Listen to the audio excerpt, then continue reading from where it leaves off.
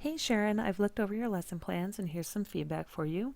In general, I'm really impressed with these. I like the heavy scaffolding that you use, both in regards to helping the students to think deeply about their topic and in how to structure their specific paragraphs. And you had kind of a fun activity in there. I'll point out some pieces that I really liked in there as well.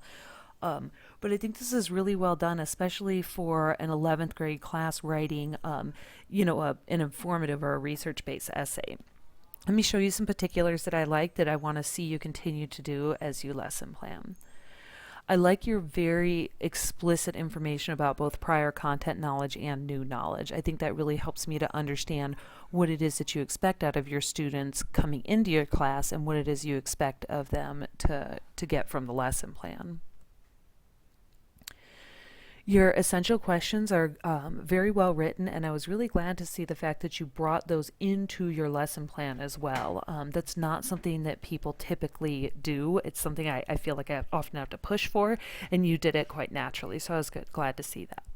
I like the alignment between your students will understand and your students will be able to, such that that what they're doing in class is similar to what they're thinking about in class. And so continuing to keep that alignment as you've done in these three lesson plans is something that I'll look for and something I think you did a very good job on up front. Okay. Your formative and summative assessments are well done. I think being able to collect exit slips so that you can see how your students are thinking and where they're headed is a great idea for this particular lesson plan. All right. So here you have the kids brainstorming, and this is one of the pieces that I really liked, that you didn't just have them brainstorm, but you talked to them about the skill of brainstorming and the purpose for brainstorming.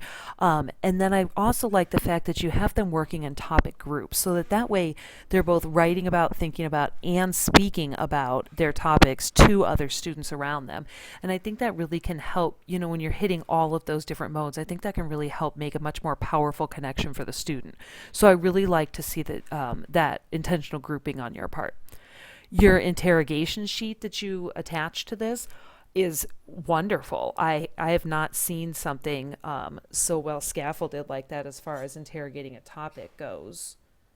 I like your mix between just discussing the general topic, but then also discussing why students chose that topic and what it was that they're bringing from their personal knowledge as opposed to, in addition to, pardon me, what they're bringing from their research knowledge.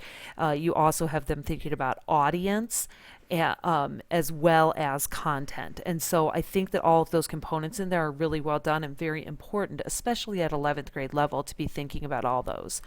It's very well designed interrogation sheet. Okay.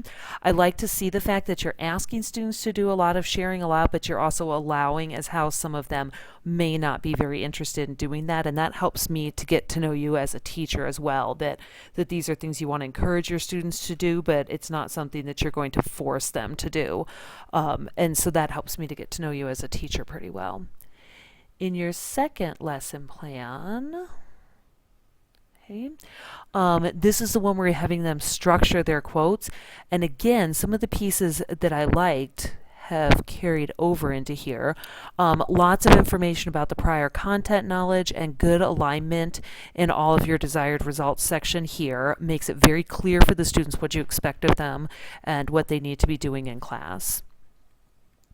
Again, in your learning plan, I think you did a good job at picking up where you left off before, but then specifically having the kids take time to think more about the quotations that they've pulled in this particular case. So it shows me that you're really encouraging and allowing time and space for the students to both think about and write when they're in your class. The repetitive nature of your sample read aloud and your sample model, I think, is very nice too, because when you can demonstrate that piece to them with the same set of questioning over and over, it helps to really solidify it for the students so that you can then ask them to do that for themselves. And you can start to repeat those phrases and they'll say, oh, that's right, I remember.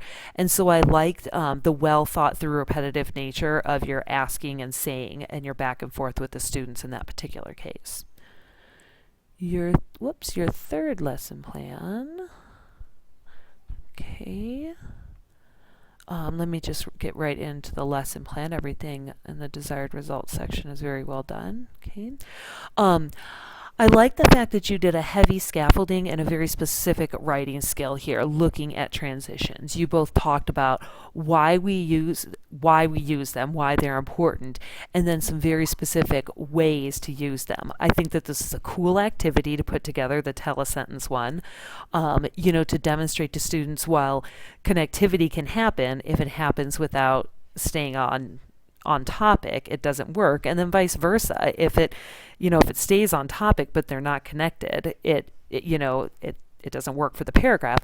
And so I think that you've done a very nice job at helping the students to understand this concept on their own through a very brief activity, so that way when you get them into writing their paragraph here and you talk about logically building off itself, they already feel like they've had that kind of an experience and they can move forward with that. So I really like that you had them experience it before you asked them to do it. Very nicely done, Sharon. Good job.